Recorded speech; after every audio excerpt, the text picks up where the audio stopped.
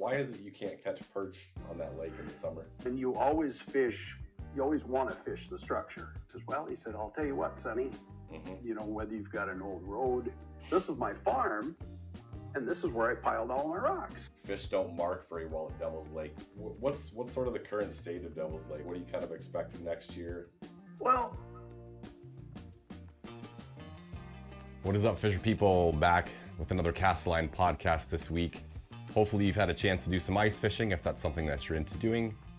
If not, I hope you had a great time doing whatever it is you were doing over the last 7 days. This week in the podcast, we're talking with John Adams with Big John's Guide Service out of Devil's Lake, North Dakota. He's been guiding since 2011. He's been fishing the area since about the year 2000.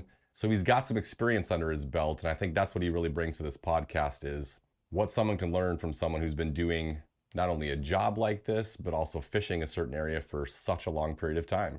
He also talks about his approach to the guiding business, how it may differ from some other people, with a lot of emphasis on the experience of fishing itself, beyond just catching a lot of fish, which is always one of the main goals of guiding, but perhaps not the most important thing, and he'll explain why. And then a lot of our focus on this discussion is about Devil's Lake itself. So if you've wanted to learn some insights into Devil's Lake, how it's changed over the years with water levels fluctuating, rising, falling, primarily rising in the long-term trend, some of the unique things you can fish, the unique structure on Devil's Lake, I think you'll find this discussion to be super interesting, so stay tuned for John Adams.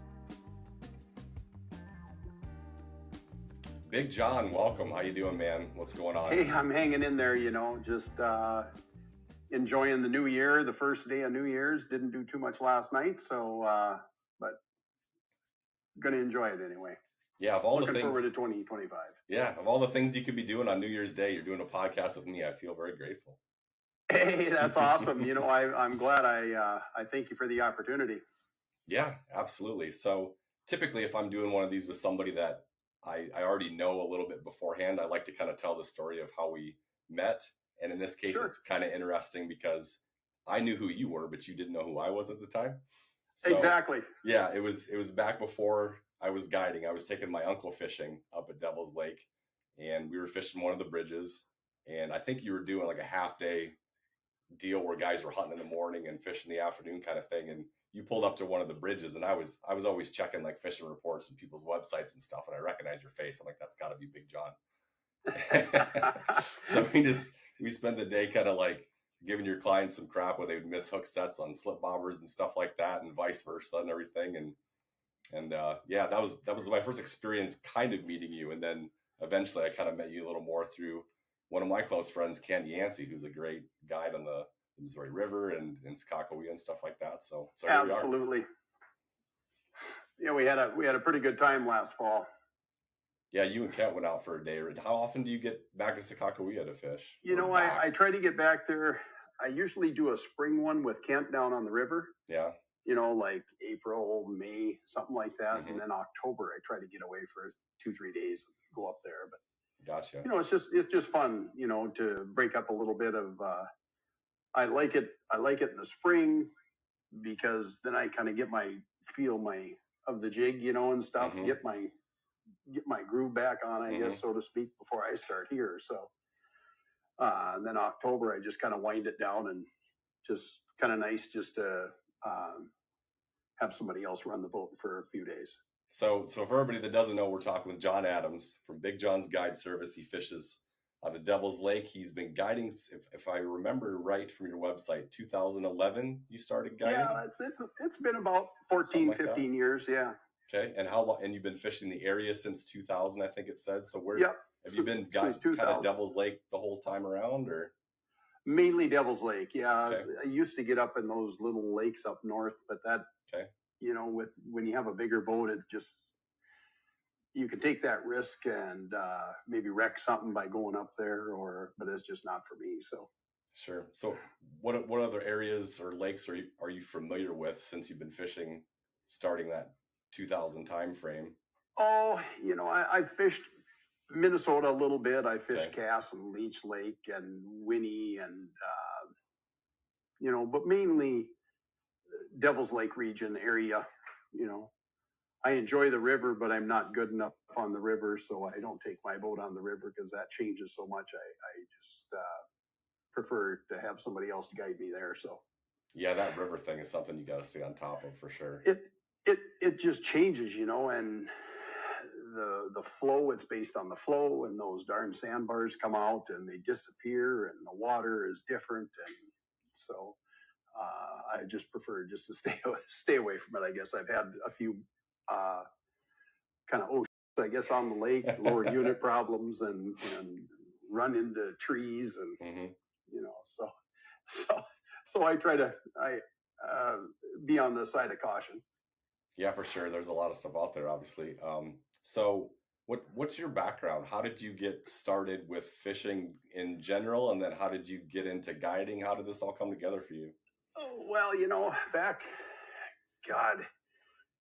I'd say about 2000. I lived in Minot for 15, 16 years, I think, something like that. But my background is hotel and a lot of finance stuff, and got divorced in Minot, remarried in Minot area, and my wife took a job in Devil's Lake back in,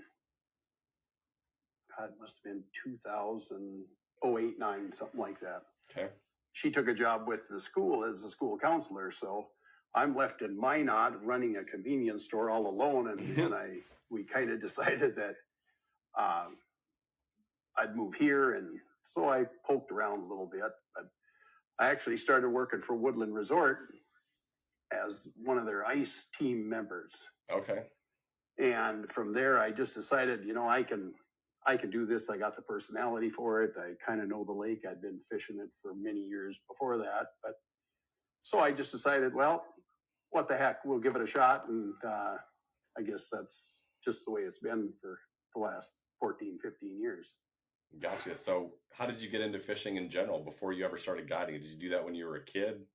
Not really. No? I grew up on a ranch out in Medora, out in the western part of the state, Okay. but moved away. But I got involved in it 95, 94, something like that, and just kind of enjoyed it, but didn't do it to make any money at it. Just had a lot of fun doing it.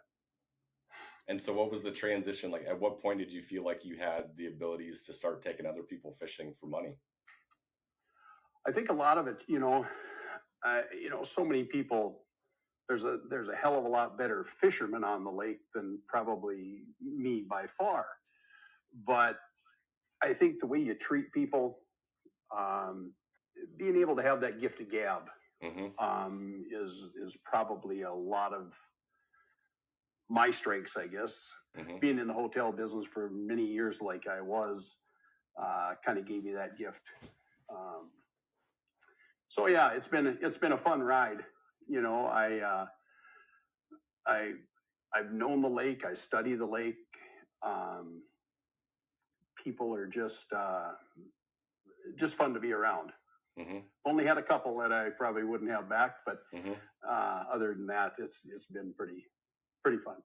Yeah, when I think it comes down to guiding, obviously, if somebody wants fish really bad, they can go to the store and buy it, right? So absolutely. Part of it is, yes, of course, we're here to catch fish. We want to keep some fish. We want to eat some fish. But to me, it's an experience. I mean, I don't think anybody would pay $500, $600, $700, $800 for walleye in the freezer, but would they pay that to get the fish and then go out, have a good time, be with somebody that they get along with, all that stuff, right? Absolutely. I had a guy tell me once, when I first started doing this, start at 7, 8 o'clock in the morning, go till 6, 7 o'clock at night. And the guy pulled me aside one day and he said, "You know what, John?" He said, I've heard that, you're out there working 12, 13 hours a day to catch fish. And he said, "John," he said, "isn't that hard?" And I said, "Well, I want to make sure they get their limits." And he stopped me right there and he said, "It's not about limits." He said, "It's about the experience." And ever since then, I kind of had a little change. It's not all about limits. It's about the experience. And just like you said, they're out there, they're having fun. They want to be entertained.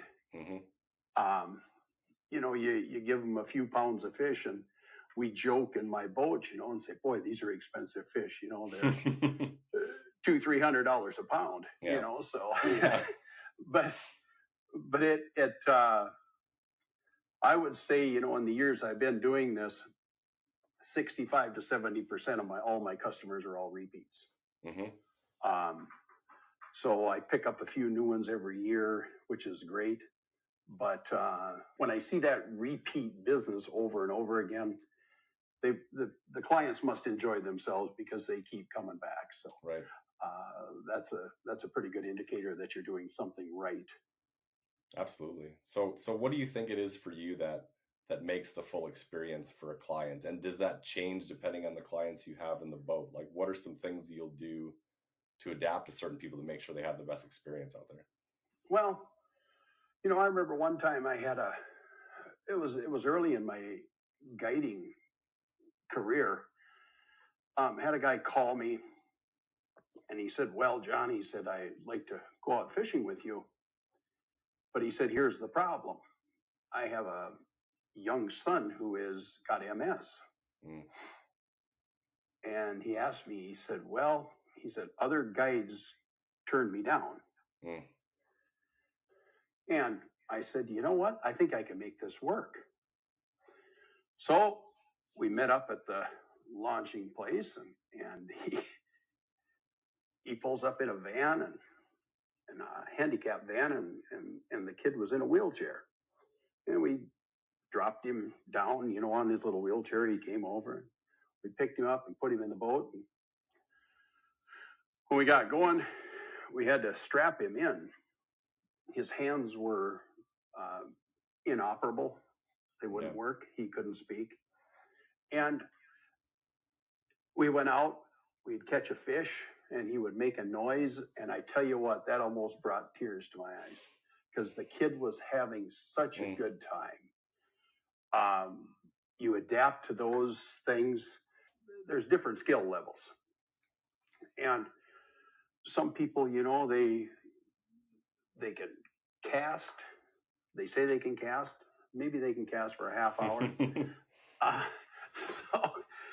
So you adapt to that. And by the end of the day, we're probably bobber fishing or we're pulling spinners just because they get tired or they're just not physically able to cast all day like some of us can. So, but yeah, you have to be very adverse of. You have to watch your language. You have to pay attention to your clients. How comfortable are they in a boat? I think the bigger the boat, the heavier the boat, the smoother the ride for them. And that's just kind of. I had some small boats, and now I've got a little bit bigger boat, and clients like that. So this year I started kind of a weird program. We always have those life vests available to our clients, but this year, once we take off from the ramp, clients have them on. While I'm on plane, they wear them. Once I slow down, use a trolling motor, then they can take them off. It's a good safety thing, I think. For the clients, they say, well, I think they have these envisions of those big life vests that we used to have, the orange ones, or the ones that are, these here ones are very, very small. They're them ones like Cabela's have, or mine happen to be Mustang brand, but that's irrelevant. But they're comfortable, and they deploy manual or automatic. So safety is always a big issue, especially here on Devil's Lake. You don't know if there's a tree stump going to pop up somewhere. In the spring of the year, we go drive around for a week or so just to see what happened to that stump that was there last year. Where did it go? So, and the water fluctuates so darn much too that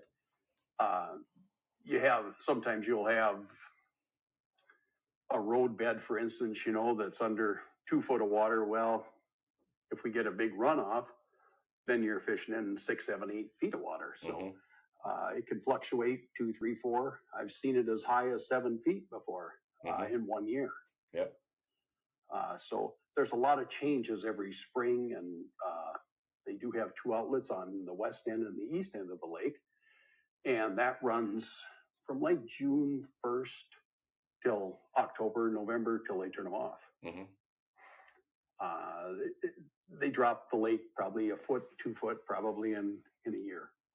Yeah. So other than like Sakakawea obviously has massive changes because they're managing the Missouri River system, right? So the Corps of Engineers is doing a lot of that. Sure. So I'm very used to that on Sakakawea. But other than that, Devil's Lake is one of those lakes that changes probably more than any natural lake, if we were going to use that term. So like, how much has Devil's Lake fishing changed? From how much has it changed from year to year? But also, how much has it changed since 2000 when you started? Like, presumably there's a lot more trees and stumps in 2000, and over time some of that's maybe kind of washed away, faded away. Do the fish relate to different structure than they used to 20, 30 years ago? Well, back in 2000, I believe, I think it had about 96,000 acres in it. By 2011, 12, 13, right in there was the peak. It had 255,000 acres. Yeah. So the lake is over doubled, 2.5 times in 11 years. Yeah. And what that, just like you said, what that created was a heck of a lot of structure. Old shorelines, with big rocks and trees, roads that got gobbled up. The old Golden Highway, that's a kind of a main area that used to be out of the water back in would be the late 90s. The old 281, I remember personally driving over the top of that, and that was all underwater.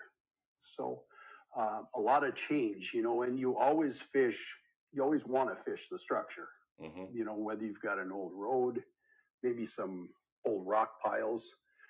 Had a buddy of mine, God, this is back probably before I started guiding. He said, I got to show you this spot. So we go out to the middle of the lake, and I said, what the hell are we doing here?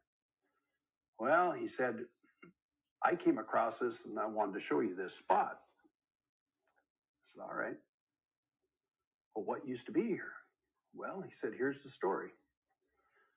I was out just driving around, and this one guy was sitting in this spot for 2 days in a row. So finally he went up and asked him. He says, well, he said, I'll tell you what, Sonny. He said, this was my farm, and this is where I piled all my rocks. So, needless to say, we fished that quite a bit, just because that, it tops out about 12, 13 feet, and down about 18, 19 feet's the bottom. So you can fish that type of structure. It's just amazing. The Doc Sampson, Doc Soner, I'm sure you're familiar with his mapping, used to have these aerial topographic maps like the farmers use for their fields. And he created the imagery from back in 1990. And that shows you everything. It shows you the old roads, the trees. It's amazing to see that stuff. Yeah. How long have they had like Devil's Lake on Lake Master chips and stuff like that? Was there a time when you were fishing that lake without contour mapping? Not me personally, no. Okay. No. But a lot of the old timers, they'd say, well, just out past that tree and about 400 yards here. Technology has really spoiled us. It's really given us an edge as far as finding fish and seeing fish. Some guys use the Lowrance units. Some guys are using Humminbird products. I'm starting to use Garmin's, so I'm pretty new to that Panoptics, fishing with Kent last fall up in Sakakawea. And I said, geez, Ken, I got to have some help. Mm-hmm. So he was able to help me, and we dialed a few things in. So, Mm-hmm. but I'm really new to it. So that's something that I've got to try to work on this spring. So Yeah, that's something I'm curious to ask you about, because I had heard a lot of guys saying that fish don't mark very well at Devil's Lake years ago when I first started going there. And I've kind of noticed that myself, that I don't feel like I mark as many fish as I think are in a given spot. Does it have something to do with the way, do they sit a lot tighter to bottom at Devil's Lake? Is there some kind of weed, grass stuff on the bottom they hide in? Do you experience, is this something you experience too?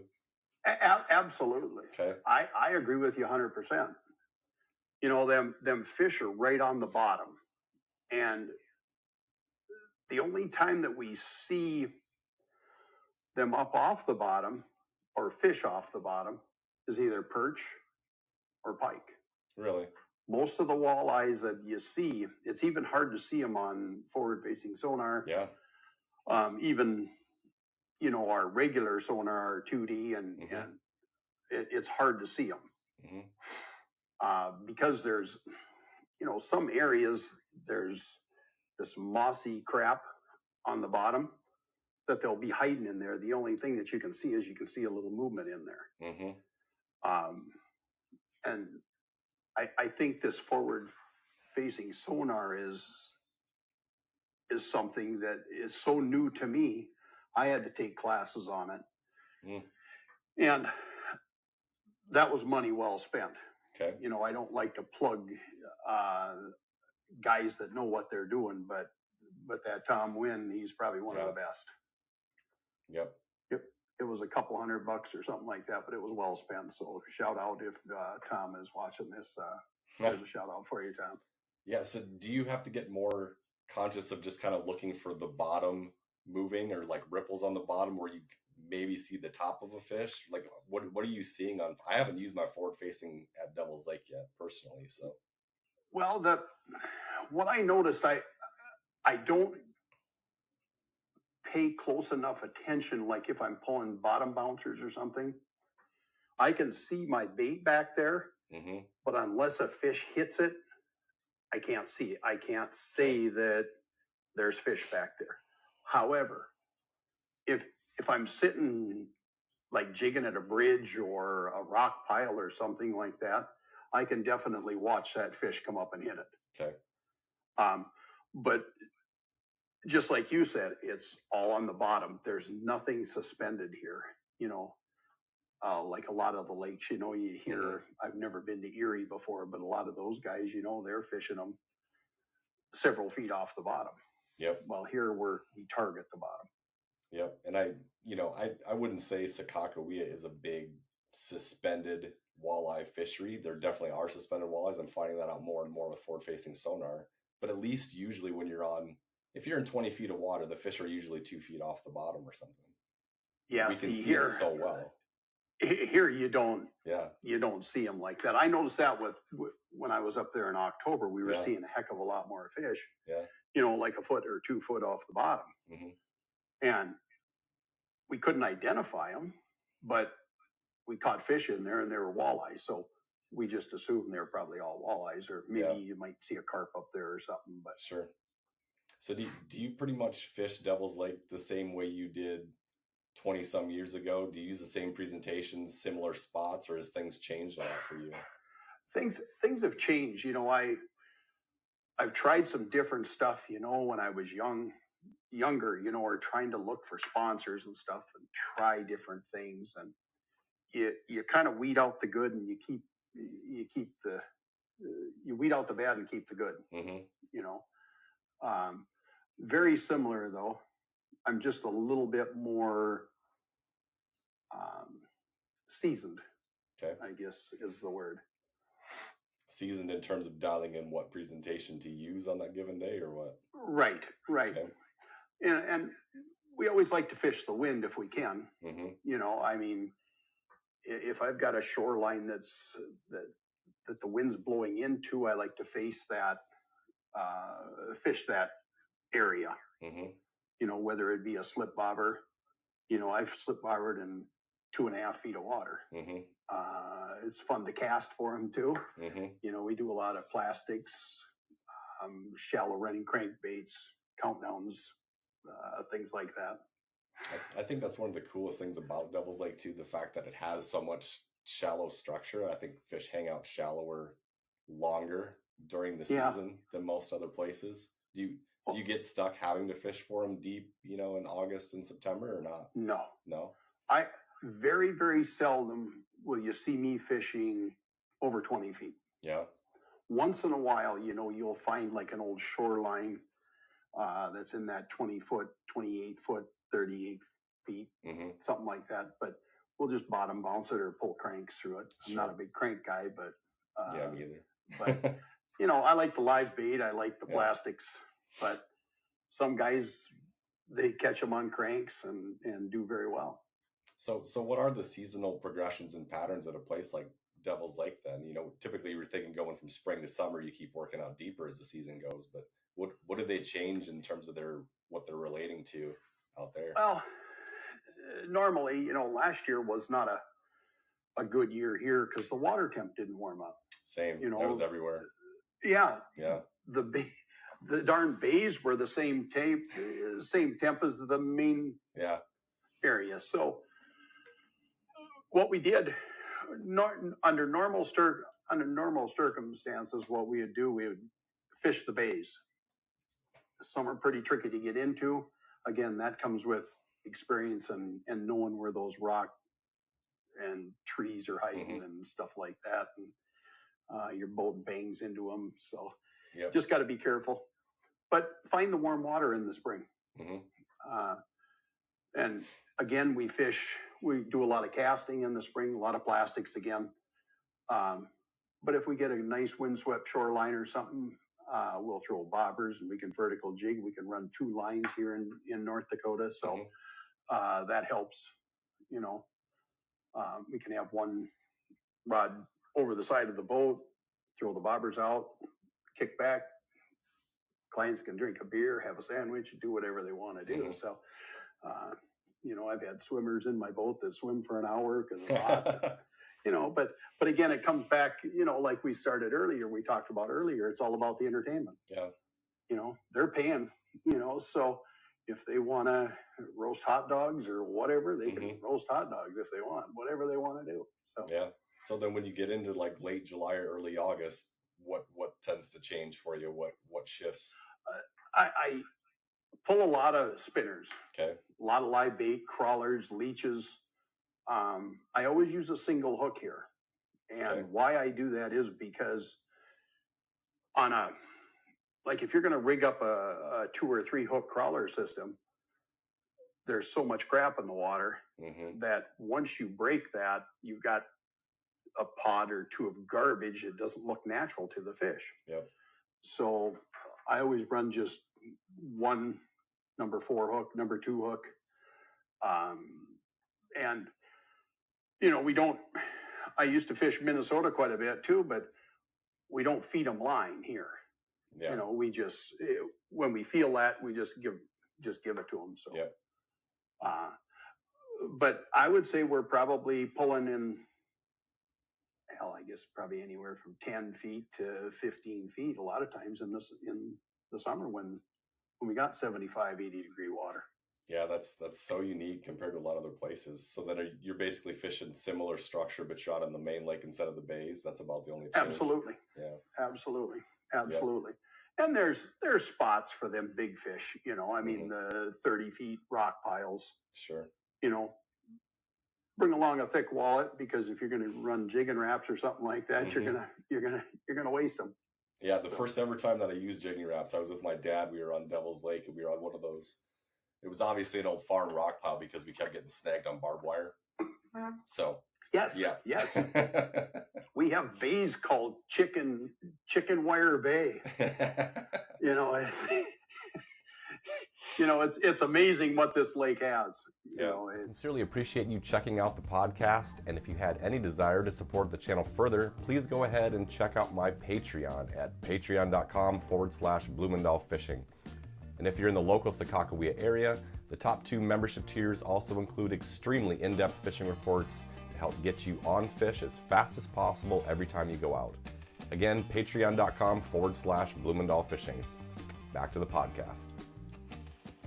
I wrecked a boat one time, and I'd fished that area a lot, and pulled in there. I had 3 clients, dad, his buddy, and a guy about my age, his son, and pulled into this area and killed the big motor and was up front putting the trolling motor down. And boat kind of rocked a little bit, but so I was up there putting that darn trolling motor down. The client said, "John, we got a little problem." I said, "Well, what's that?" And I look, and he had water up to his ankles. Oh my gosh.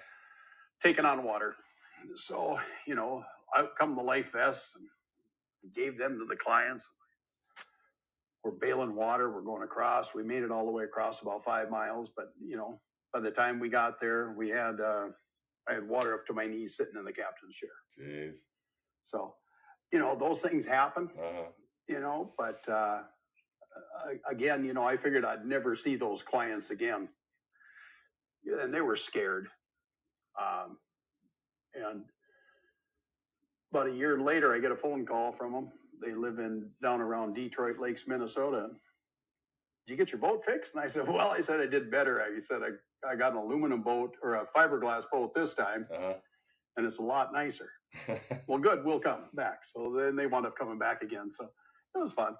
Yeah, that's awesome. I don't guide very much at Devil's Lake. Like when I started, I was kind of doing both, and then I decided to set up shop at Sakakawea. But every once in a while, I get somebody that wants to, you know, pay for my hotel and my gas, and they really want to fish Devil's Lake, so I'll do it for 2-3 days or something. And the last time I was there, I was in one of those bays on the western side of the lake, and the old shoreline part of that bay is like 8, 9, 10 feet, something like that. And I had gone in there pretty slowly, felt pretty confident. On the way out, I put the throttle down and I hit a stump at about 48 mile an hour. Just bounced off the nose of the boat and ricocheted. I was like, oh my God. Well, you know, it was kind of funny this last year, a couple clients with, and about 10:30, 11 o'clock in the morning, I get a call from my buddy. He was up in Pelican on the north side, past over the tracks, and we were doing okay. We had, I think, 5 or 6 fish. I mean, but he said, "John," he said, "it got every cast." He said, "You got to get up here." Okay, so we went there, and I had my screen zoomed out, and I'm gabbing. About 20 mile an hour, I hit the railroad track, a big rock. Took the lower unit out, took the prop. It was a mess. Yeah. But, you know, and I talk to people about this, and they say, "Well, you're lucky you've only had it happen to you once."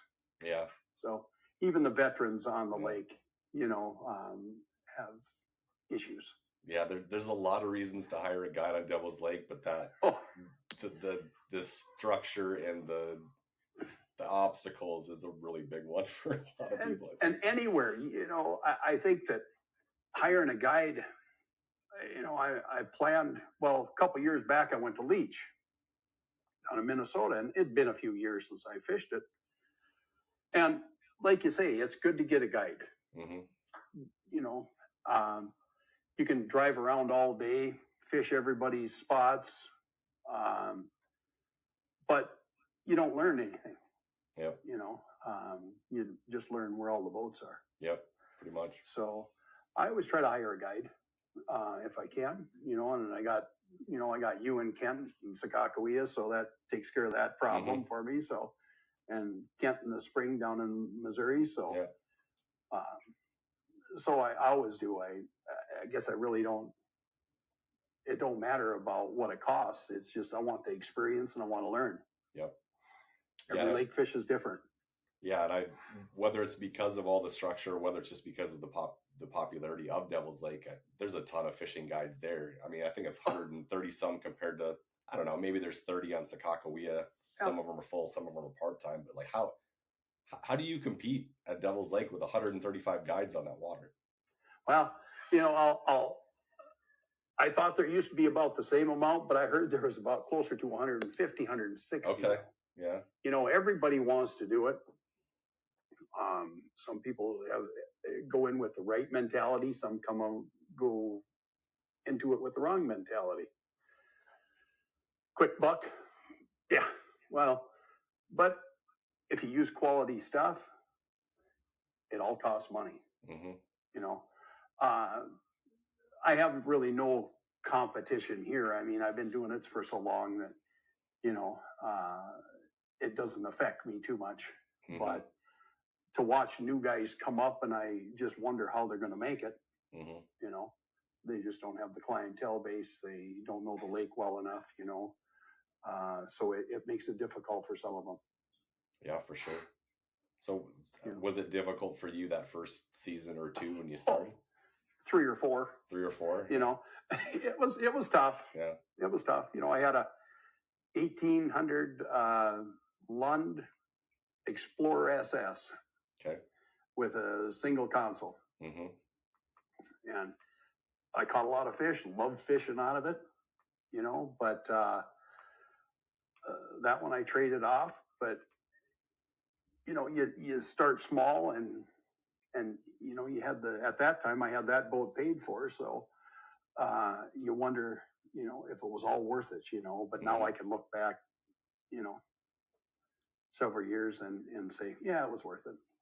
Yeah, and I don't think a lot of people realize how much you have to. I mean, obviously it is a business, but a lot of people I think just go fishing and want to make some money doing it. But boy, you really have to, if you want to make it for the long term, you're going to have to square your finances away. And like you said, like with your boat, like when I started, I already owned my boat free and clear. I didn't have to worry about a boat payment. I had a vehicle, so that made it so much easier to transition into it.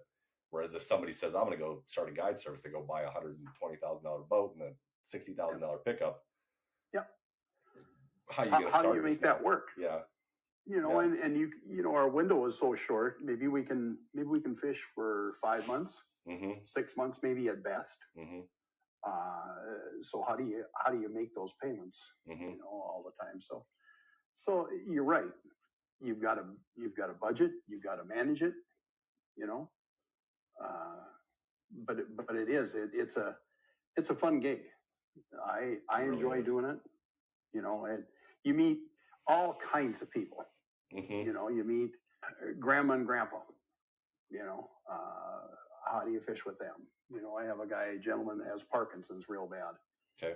How do you fish that? Well, you adapt to it. Yep. And listen to the clients.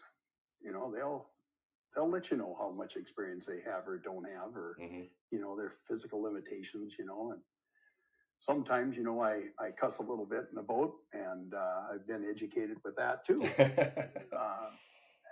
Had a preacher in my boat one time, and I let a word slip that I shouldn't have. He kind of looked at me funny, and then we got to talking about what he did, and he told me he was a preacher. So needless to say, I had to clean up my verbiage a little bit. Sure.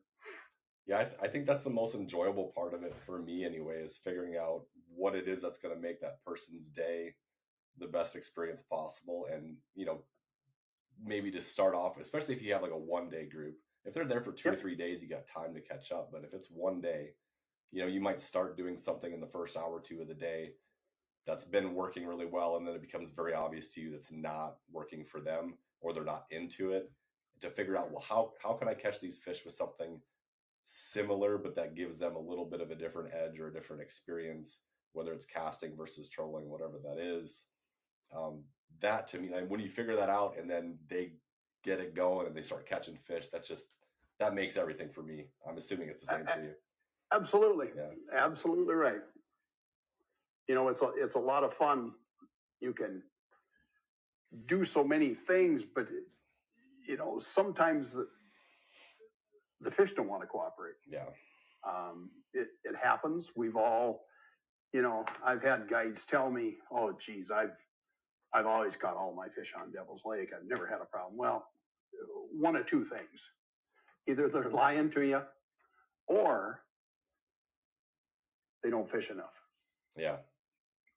You spend 90, 100 days, 120 days on the water in the summer, you're going to have your tail handed to you. Correct. Yeah, that is one thing. Like, I think a lot of times, especially, as popular as like fishing report pages on Facebook and stuff I've gotten, where somebody will talk about the fact that they were struggling and somebody will respond, oh, I was crushing them, this, and the other. But okay, well, were you out there one day last week, 10 days ago, 2 weeks ago? Right. It's so hard to know what information is that's floating around out there. Right. And how useful it is. I used to post all the time on Facebook, every single day. I did it for many years.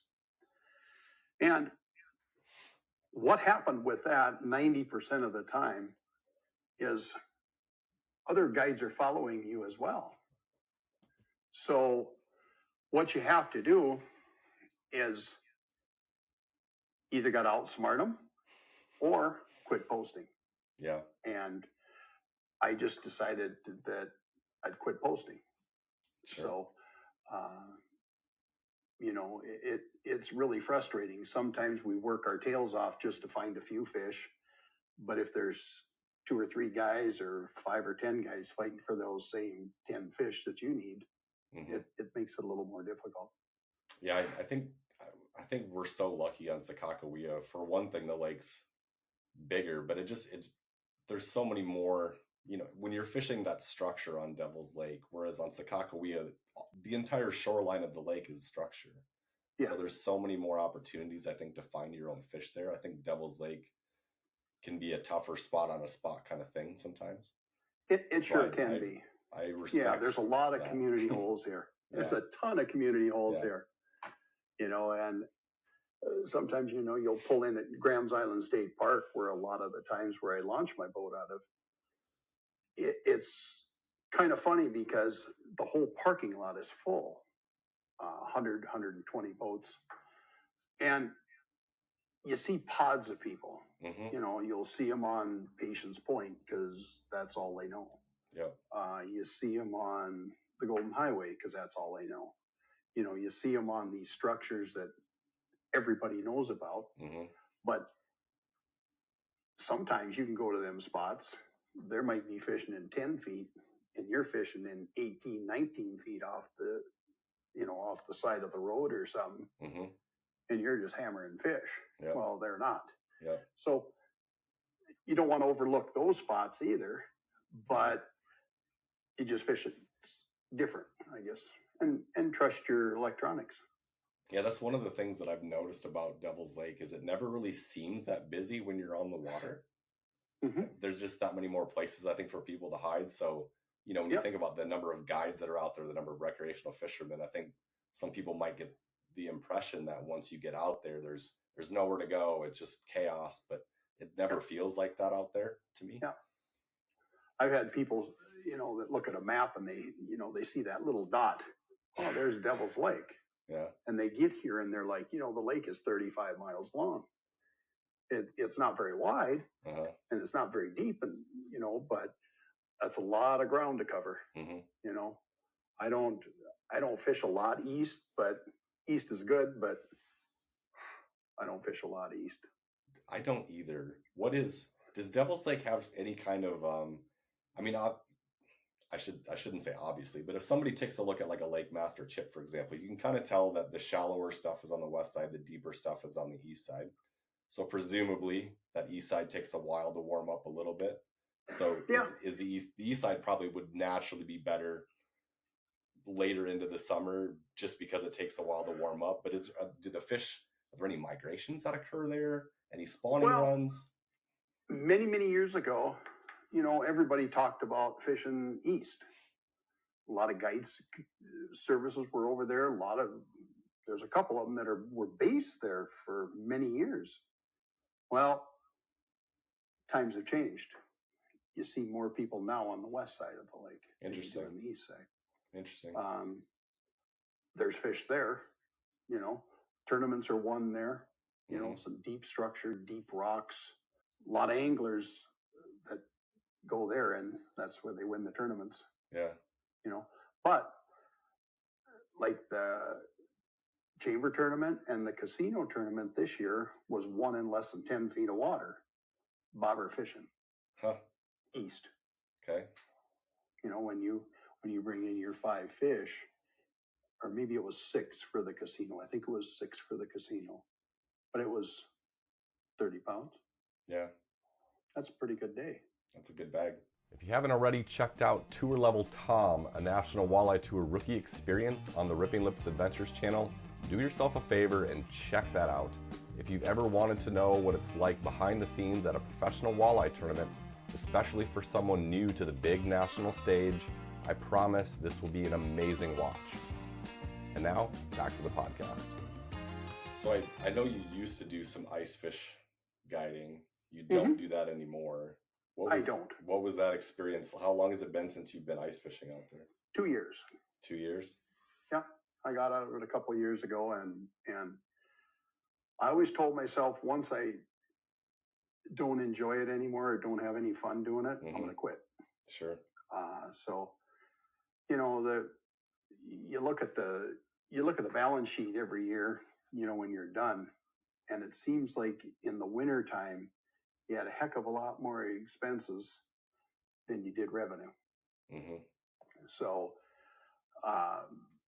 it just didn't work, you know. But you got to have, you know, something with tracks, whether it be a snowmobile, snow bear, side by side, something like that, just to get around, you know. But you fish very similar structure for the walleyes, and then you go deep for the perch. You know, most of them perch are probably coming in between 25 and 50 feet of water. So but you bring them up, you know, out of 50 feet of water, they're dead anyway. Yeah, pretty much. Pop syrup. So what's the experience like on a guided ice fishing trip versus I think open water? I mean, obviously we're all in boats, we're all doing somewhat similar things. When it comes to ice fishing, are there guides that just set out and move shacks and drop people off? Do they do pop-up tents and fish with people? Snow bears is kind of a thing now. Like what are the different experiences you might get out of an ice trip?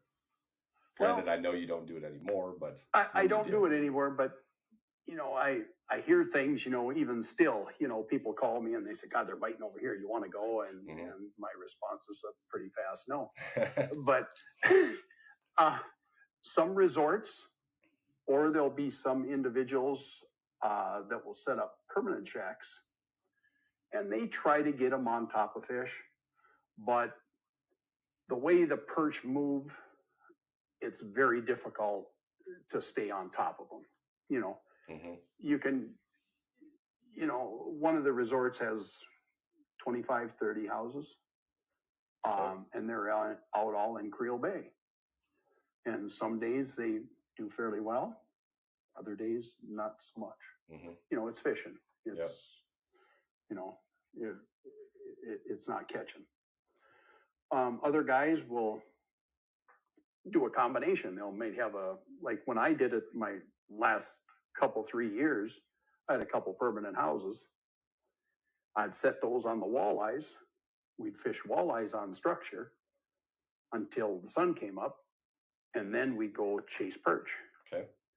And then after the perch, we got sick of that, or we weren't doing very good, or whatever. Then we'd move back to the walleyes in the evening. Same spot. So it was kind of nice to have that permanent house for that. But when we chase perch, we always use portables. Okay. I use Eskimo Otter is my 2 brands that I always had. And then we just go out, drill the holes, and set the clients up where you think the perch might be, or they were there yesterday or something like that. And then I would take off and scout for perch. Gotcha. And if I'd find them, then I'd turn around and call them on a walkie-talkie or something or on their phone and say, hey, you guys doing any good? No, we're not having much luck. Okay, well, I got them. Get you ready. Let's go. Mm-hmm.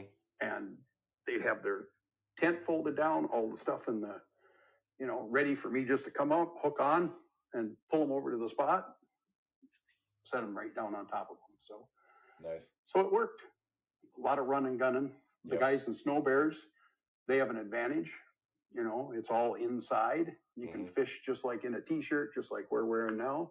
70, 80 degrees in there. And the guide does all the work. They pull up, the snow bear drops down, they drill a hole, and there you are. Yeah. So speaking of the perch, why is it you can't catch perch on that lake in the summer? Well, I think they go deep and they spread out.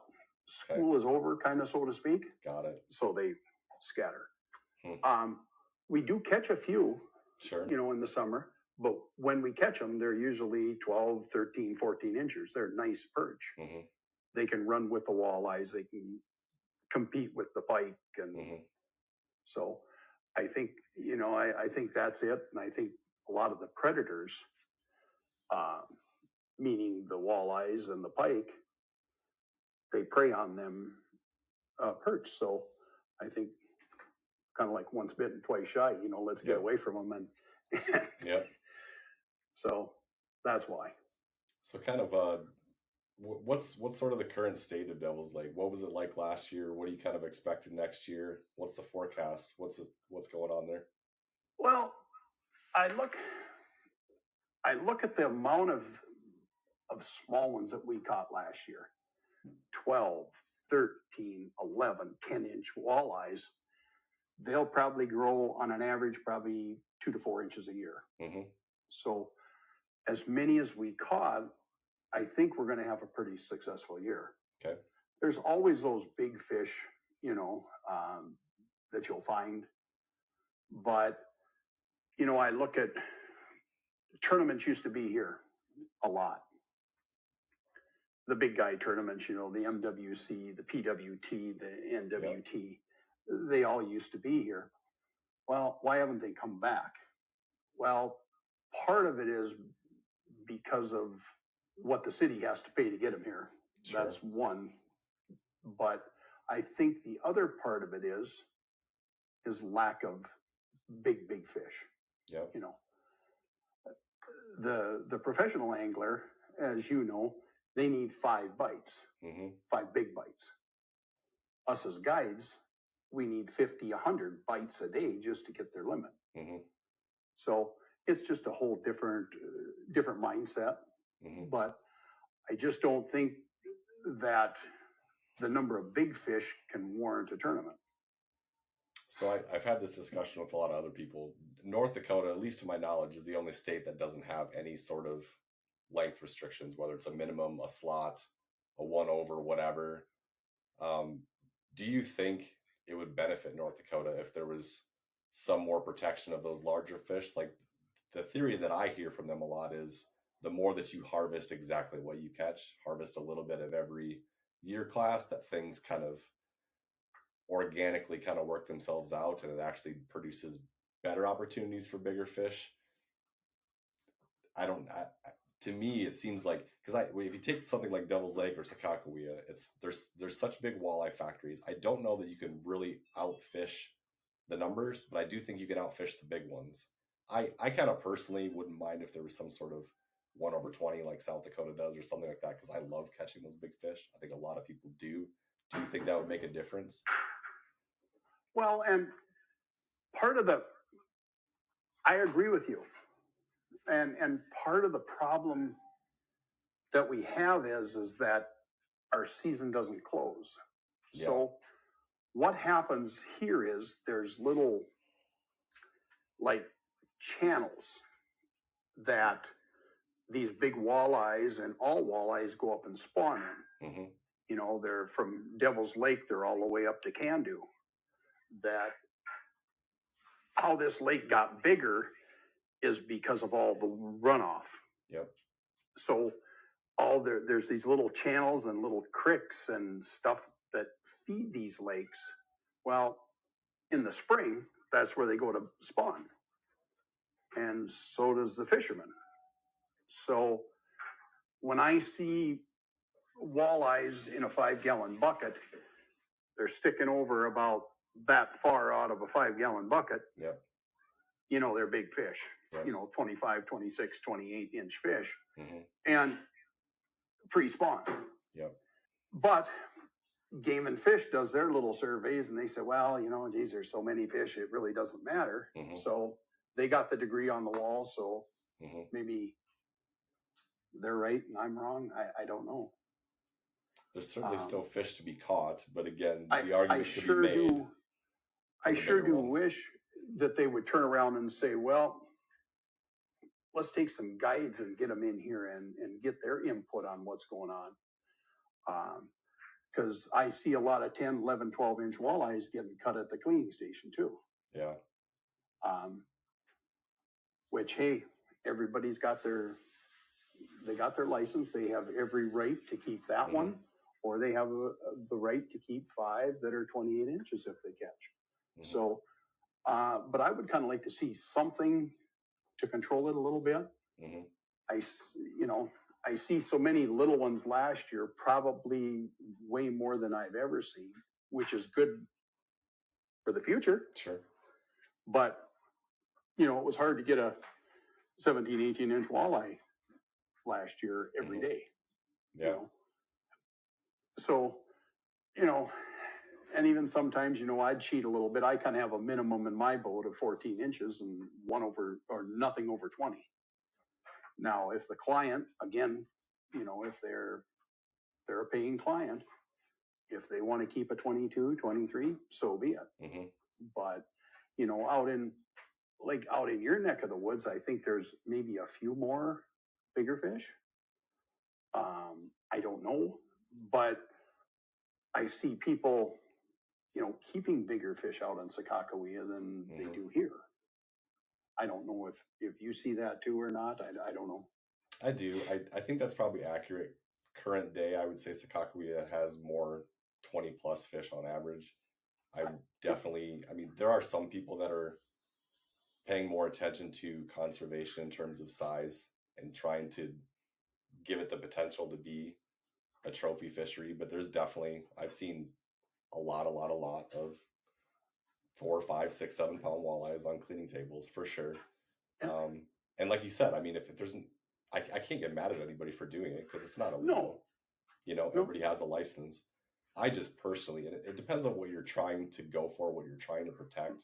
To me, the whole thing that brought me to North Dakota, to Devil's Lake and Sakakawea to start with, was the chance not only at catching a lot of fish, but bigger ones. I think that's a great memory to have. Sure. When you catch a 28-inch walleye. And I just, if you're not protecting those bigger fish to some extent, I do think you can outfish big ones. I don't think we're ever going to empty these lakes out to where you can't find a walleye, but it might get tougher to find a 20 plus. Right. So right. That's my 2 cents anyway. I used to fish a lake south of here, about 45 miles. In the wintertime, caught perch. It was just unbelievable. And over time, it got fished out. Mm-hmm. Well, all you caught were these little 3-4 inch walleye or 3-4 inch perch. Sure. That's all the lake had because all the bigger ones got taken out. It's kind of like in an aquarium. You have a bunch of fish that are this size. That's as big as the fish in that aquarium are going to get. Mm-hmm. So, but we're also dealing with massive bodies of water. Yep. In Devil's Lake and Lake Sakakawea. Mm-hmm. So, I think they had such a hell of a good hatch, I guess, a few years ago for them little 10, 11, 12-inch walleyes. Mm-hmm. That's probably 2-year classes right there. Yep. I think that's great for the fishery. There's going to be fish to catch for the foreseeable future on both lakes. Oh, that's not absolutely. a doubt. Absolutely. Not a doubt at all. Hopefully, if somebody wants to get up to North Dakota and fish, if you want to fish Sakakawea, give me a shot. If you want to fish Devil's Lake, give John Adams a shout with Big John's Guide Service. How can they get a hold of you, John, if they want to? They can either do it through the web, fishingguidedevilslake.com, or they call me at 701-381-2599. Awesome, man. I really appreciate the time. I appreciate the chat. Thanks for coming on. It's been a blast, man. Hey, I appreciate it. Great. I appreciate you having me on here. Thank you very much, Brent. Yep, we'll have to do it again sometime. Maybe do some fishing together. Absolutely. We'll do that. Sounds good to me. Take care, John. All right. Take care. Bye.